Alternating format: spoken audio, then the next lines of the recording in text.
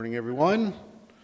I call to order this regular meeting of Council for Tuesday, October 4th, 2022. And I would just like to acknowledge what a special day it was last Friday when we celebrated Truth and Reconciliation, and we raised the Treaty 7 flag as a permanent installation at the Civic Center here. And it was an honor to have to be joined by representatives from most of the First Nations within Treaty 7 territory. So on behalf of the town of Canmore, I acknowledge in the spirit of respect, reciprocity, and truth, the Canmore area, known as Shooting at Willows in Stoney Nakoda, in the traditional Treaty 7 territory and old practices of the Stoney Nakoda, comprised of the Bears Pond First Nation, Chiniki First Nation, and Good Stoney First Nation, as well as the Tsuut'ina First Nation, the Blackfoot Confederacy, comprised of the Siksika, Piikani, and Kainai. We acknowledge that this territory is home to the Métis Nation of Alberta Region 3 within the historical Northwest Métis homeland. And we acknowledge all nations who live, work, play, and help us steward this land, and who honor and celebrate this territory. Turning now to the agenda for October 4th, looking to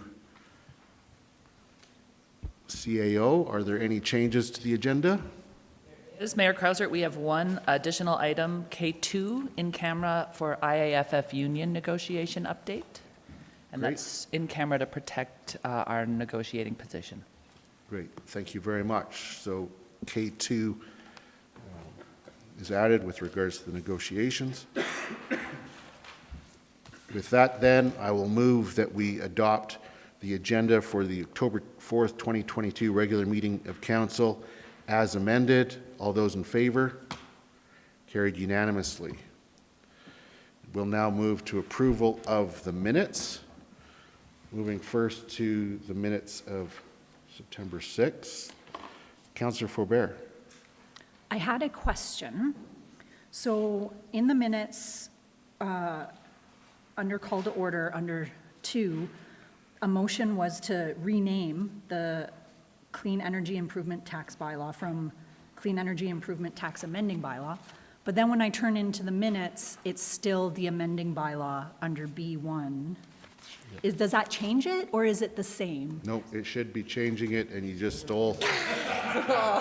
And you just stole Councillor Hillstad's thunder. Okay. That thunder is mine. Okay. Yeah. So I understand that the clerk has that. So under B1, we'll strike the amending. It's okay, I already told you. Yeah, that's right. You guys will share that one. Any other errors or omissions with regards to the September 6th minutes?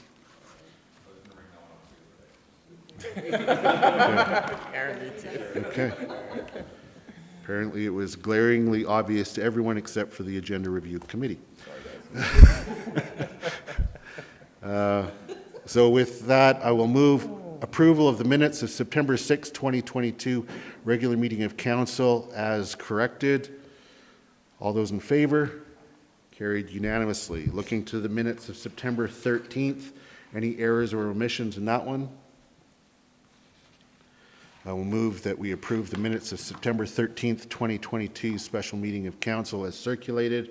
All those in favor? Carried unanimously. We'll now move to item F1, Bow Valley Connection Center. Ms. Brown, welcome to Council. Thank you.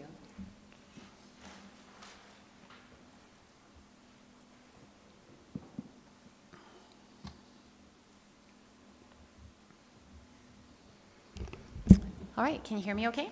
Yes, thank you. Fantastic. So good morning, Mayor, members of Council. I'm here today to present on administration's review of the Council motion regarding the Bow Valley Connection Center Life Campus space. So just as a reminder, the Bow Valley Connection Center is a registered charity. It provides social and life skill programs to the neurodiverse community. Based on need, the organization is looking to expand its programs to create a life campus space. A life campus would expand the organization's programs to also provide vocational training and life skills to adults from a neurodiverse community. The goal of this program is to support an inclusive and diverse employment sector by providing neurodiverse community members with appropriate training tailored to their individual, as well as a supportive work environment. The Bow Valley Connection Center currently provides programming out of the Legion, and although they are grateful for the space, it doesn't meet the needs of all the organization's neurodiverse members, and the space cannot accommodate a life campus. The Bow Valley Connection Center is currently looking for space for their life campus. They're seeking space that works with individuals of all abilities, that is bright and welcoming, and that can be somewhat consistently accessed, meaning that routine is important for the neurodiverse community, but the organization is flexible and willing to work with community.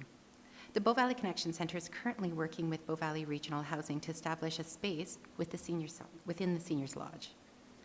As you know, the Bow Valley Regional Housing is governed by the province of Alberta, and any changes to space operated by the Bow Valley Regional Housing must be approved by the province. And as such, in June, Bow Valley Bow Valley Connection Center requested that council support them in discussions with the province and advocate for that the province create a supportive housing, including a life campus space for individuals with disabilities. If this space is approved by the province, a life campus space would not be available until 2025. In the meantime, Bow Valley Connection Center requested council support with looking for consistent and affordable daytime space for their new life campus programs. Based on the Bow Valley Connection Center presentation, council approved 2 motions. That council support Bow Valley Connection Center in their advocacy to the province of Alberta, and in particular, the Alberta Social Housing Corporation, for the creation of a supportive housing for individuals with disabilities in the Bow Valley, and that council refer the Bow Valley Connection Center request for interim life campus space to administration for review and recommendation. So this second motion was a slight shift from the delegation request, which was that council support Bow Valley Connection Center with locating a consistent and affordable space.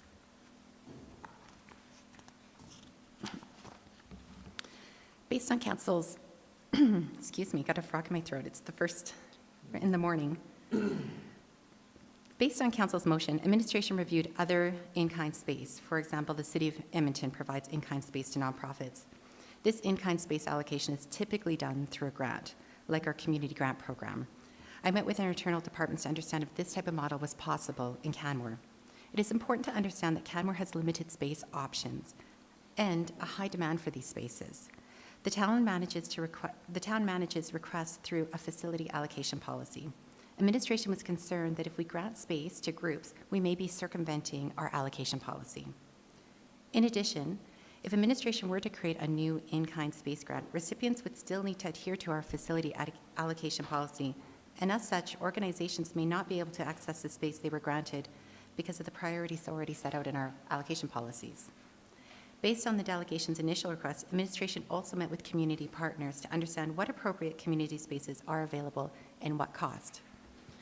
There are several other organizations that may be able to support life campus programs, and they too have a nonprofit fee. I connected with the library, Arts Place, and the Alpine Club, and there is space available, just not consistently available. I provided these options to the Connection Center. They are open to working with multiple community members to create an interim life campus space. They're just concerned about cost and financial feasibility of accessing these spaces. So in summary, based on administration's review, administration recommends that council accept Bow Valley Connection Center's delegation request as information. Thank you for your time. I'm happy to answer any questions. Thank you, Ms. Brown. Looking to see if there's any questions from council. Councillor Faubert. Thank you, Ms. Brown, for your presentation and the work you've done on this report. From a policy perspective, is it appropriate for us to consider perhaps looking at the policy to address this need in the community, or is the policy as is appropriate for the types of requests we're getting? I think I'm going to direct that question to Mr. Mackay. I think he'd have a better understanding of that. Mr. Mackay. Thanks for the question. So when you say the policy, I assume you're speaking to the facility allocation policy? Yes.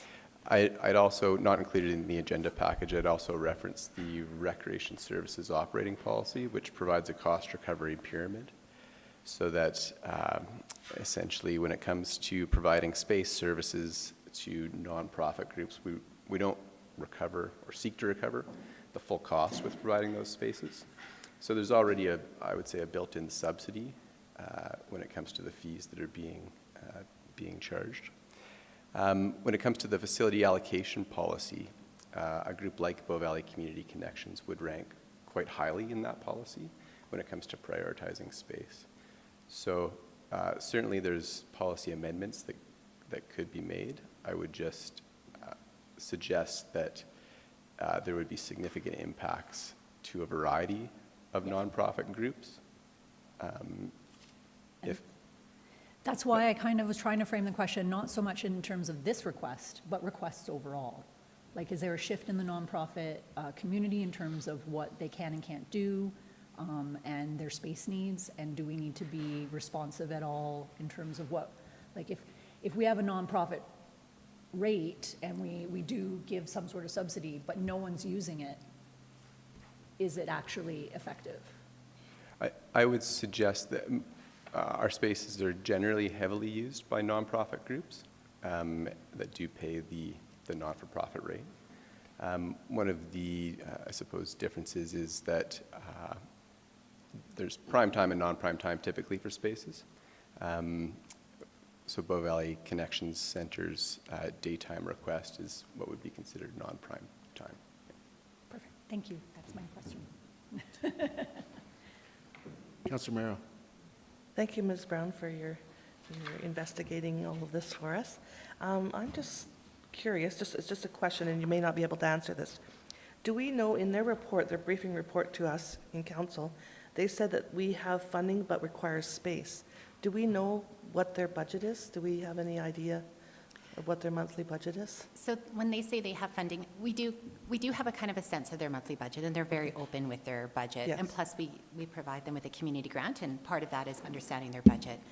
So when they say that they have funding, they meant for the programming piece of it, and then the space part is what they're still looking for funding. They have some funding for space. It's just not enough for the Life Campus. And just one other question, if I may, Mayor. Do we know if they're still looking actively on their own? I know that it was focused here for Canmore. Do we know if Banff is doing any looking, or Exshaw, or anyone else is assisting them? That's a great question. I don't know that answer, but I can find that out for you. I didn't think so, but okay, thank you. Dr. Cottle, did you have something you wanted to add? What Mr. Mackay said, which is that we do, every term of council, review all of our policies. So the facility allocation policy will be part of that review and looked at. I think, we don't immediately see any need for the type of change that Councillor Faber was asking about, but there will be a review. So there's a natural place to capture that if it should be an issue.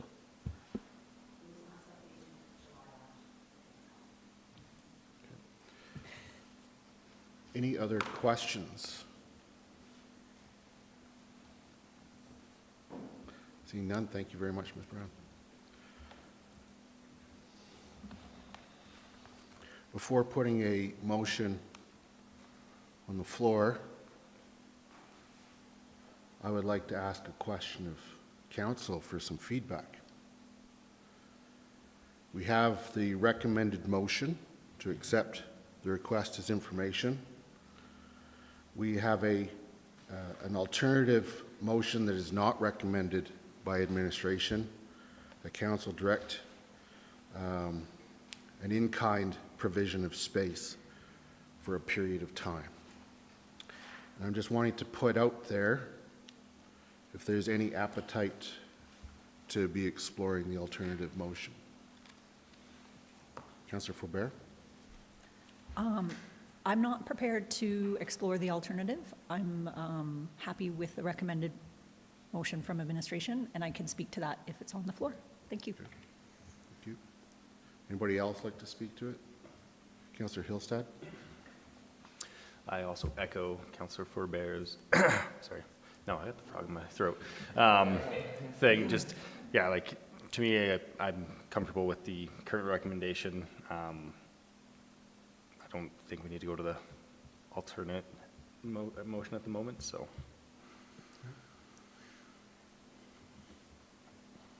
I'm really empathetic to the need. This is a group that provides a very acute, or meets the acute needs of a particular demographic. And it's important that they have a space that is safe and regular and normal, you know, so that they can have that structure. And I recognize that their current space is not very good. And so I am very empathetic. I do recognize that, you know, it doesn't set a very, impartially, it doesn't set a good precedent, but it's also perhaps the compassionate way forward. So that's where I'm torn. Would anybody else like to, Councillor Hillside spoke, anybody else like to speak to the possibilities, alternatives? Councillor Maw? I can understand the compassion piece. I'm looking at the analysis of alternatives here. It says up to 3 years. That's a pretty long time commitment. What if we went for a shorter commitment, such as a year or 8 months to get people through the winter, where it's a little trickier sometimes for access? Just putting out potential possibilities. Yeah, 3 years could be a daunting time. I think Yeah. the 3 years was due to when they 2025. could have the 2025. So I don't know if a partial thing here. Okay. Anybody else like to pipe in? Councillor Graham? I too am empathetic, and I believe it would be a very generous thing of us to look at this, but we do have policies that are in place for exactly as needed, and circumventing those, I feel, would be unfair to the greater community. I'm definitely willing to look at the policy, as Councillor Faubert questioned, but at this point in time, I'm not prepared to entertain the second option. Thank you. Okay, I'm going to put on the floor then a motion that council accept administration's review of Bow Valley Connection Center's request for interim life campus space as information. Anybody like to speak to that motion? Councillor Faubert. Yeah, I am such a quick draw. Thank you for the motion. I will support it. I am grateful for this process because I think we all have a better understanding of what it is the Bow Valley Connection Center is trying to accomplish and how important it is for that they have support. But what kind of support is key to me, and I think that what I see in front of me is a group that is being incredibly successful at driving forward on a permanent solution. Because what we're being asked to do is provide a temporary short-term solution. And, you know, I see a lot of benefit to the programming, and I see a lot of space in the community that's offered at a discounted rate. I think it's really important from a business model perspective for nonprofits that you do have to pay for space. And there are opportunities. It's not perfect. It's one of those situations where my learned colleague, Councillor McCallum, says you can have some of what you want, but not all of what you want. And I think that what this does, you know, in this situation, we are supporting them and helping them get to that long-term goal. We have other ways that we could support them to look at that doesn't actually contravene one of our policies. So I would prefer to look at those than take the route where we make an exception, and then every other nonprofit in the community who is also doing vital, important, compassionate work in our community doesn't feel that they somehow aren't being treated as fairly, because this is why we have the policy. I will stop now. Thank you. Would anybody else like to speak to the motion?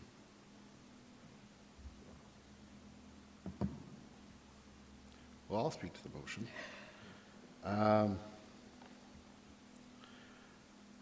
When it comes to compassionate responses, I'm never afraid of floodgates. I believe that floodgates only happen if there's true need in the community. I do understand that we should be respecting policy and that the policy needs to be applied equally across the board. I also recognize that that some could be seen as being treated unfairly, which makes me wonder, since we're not really putting these costs out to people for cost recovery. I mean, there's nothing about a low rate that really gains us much in the way of revenue. So in some ways, it seems to be an artificial barrier, and really those in greatest need are those excluded. And so I would like us to take a look at that at some point. It's for that purpose that, while this is the recommended motion, and I do catch the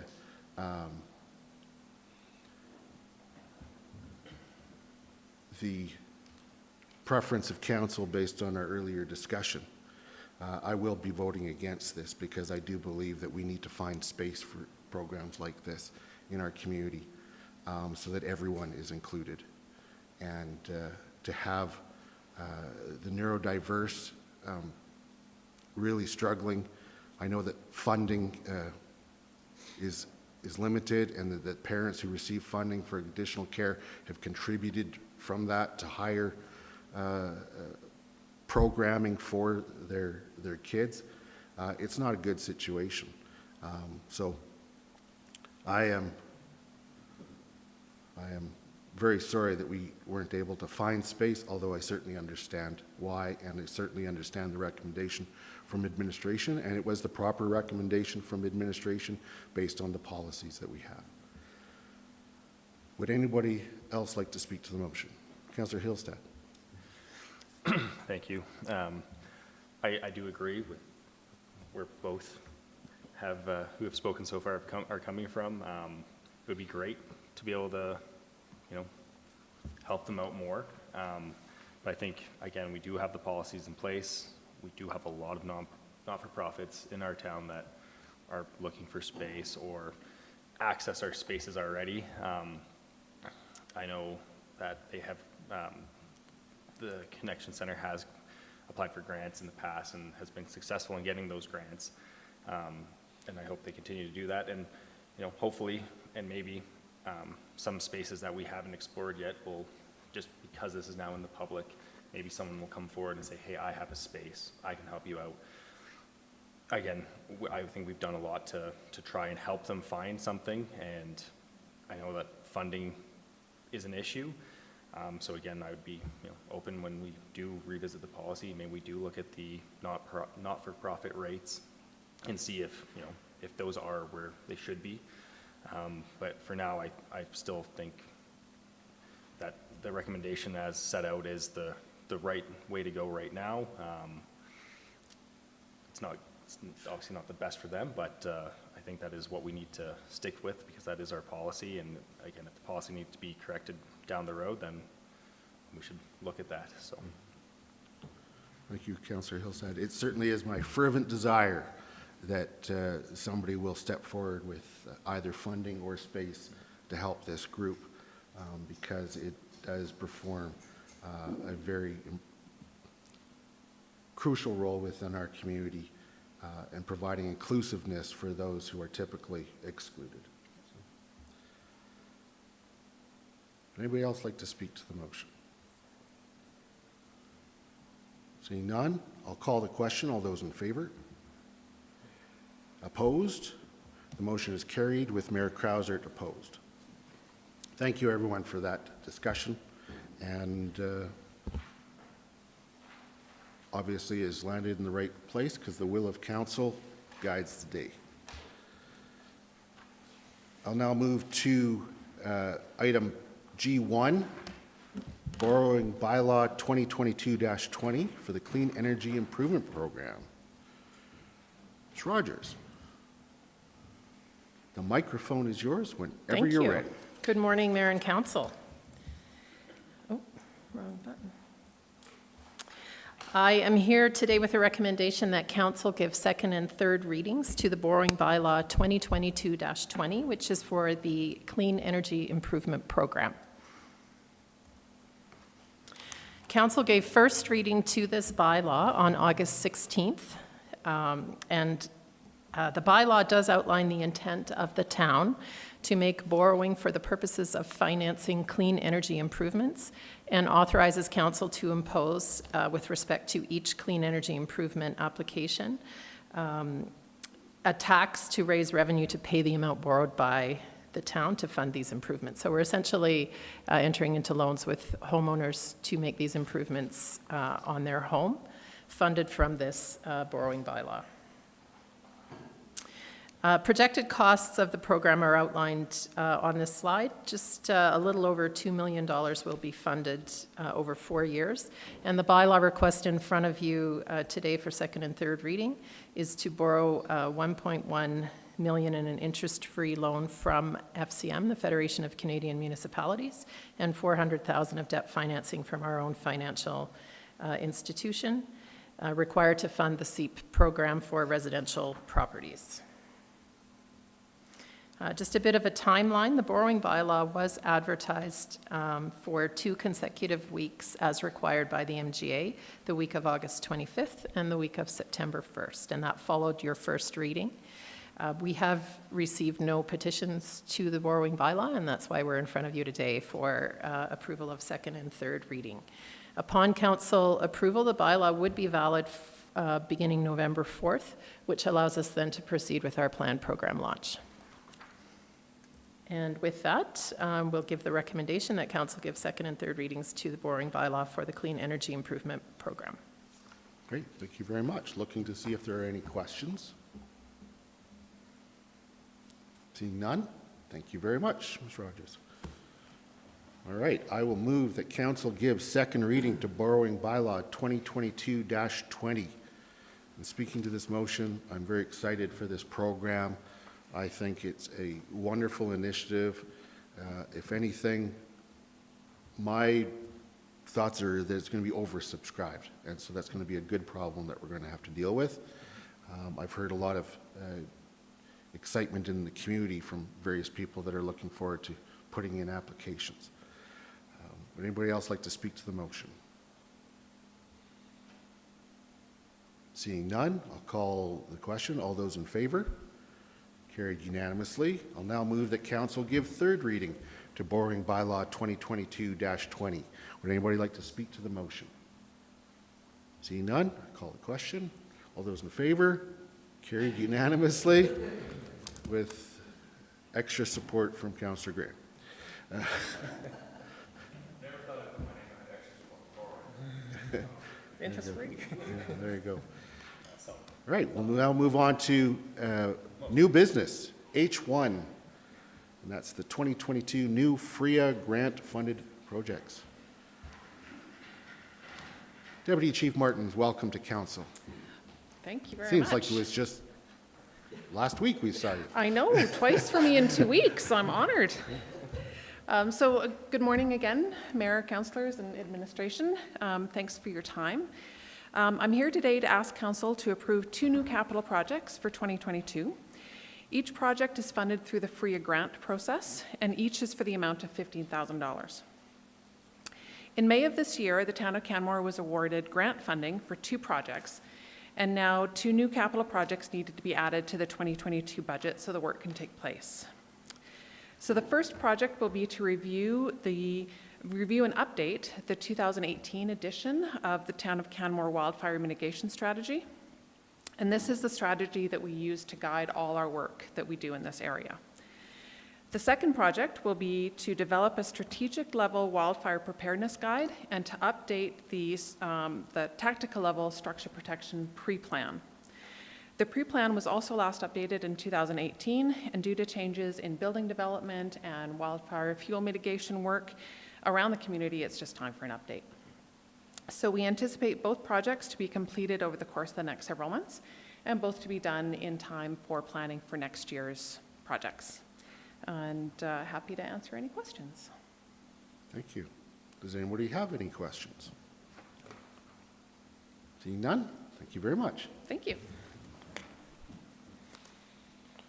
I'm going to move that council approve 2 new 2022 capital projects with grant funds from the Forest Resource Improvement Association of Alberta, FRIAA, Vegetation Management Plan Update for $15,000 and Wildfire Preparedness Plan Update for $15,000.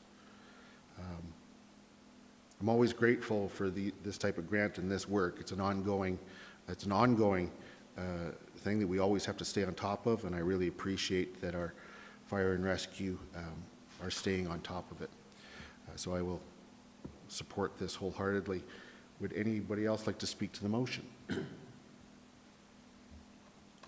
Councillor Ma. I just say this is an easy one to support. I just say thank you, Deputy Chief Bartons, for all your consistent, great work with all this stuff. It's a moving target and keeps changing, and fire keeps changing, and the models are changing, and how you respond is changing, and it's really great to see you guys stay with it. Thank you. Seeing no one else who would wish to speak, I'll call the question. All those in favor? Carried unanimously. Okay, so now,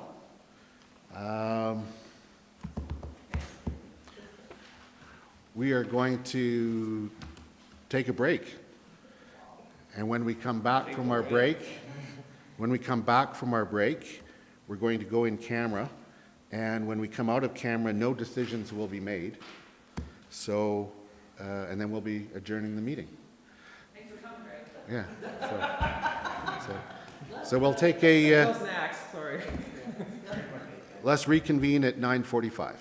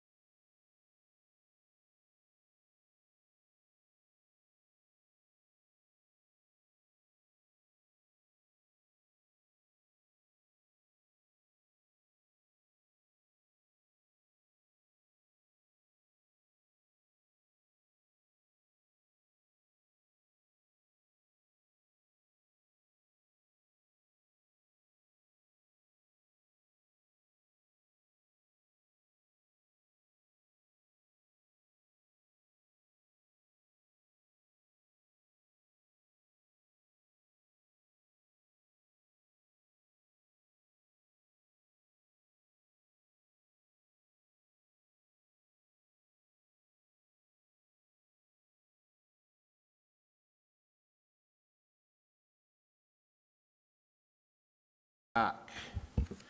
I'll now move that council take the meeting in camera to prevent disclosure of solicitor-client privilege, as well as the town's negotiation position in accordance with the Freedom of Information Protection and Privacy Act.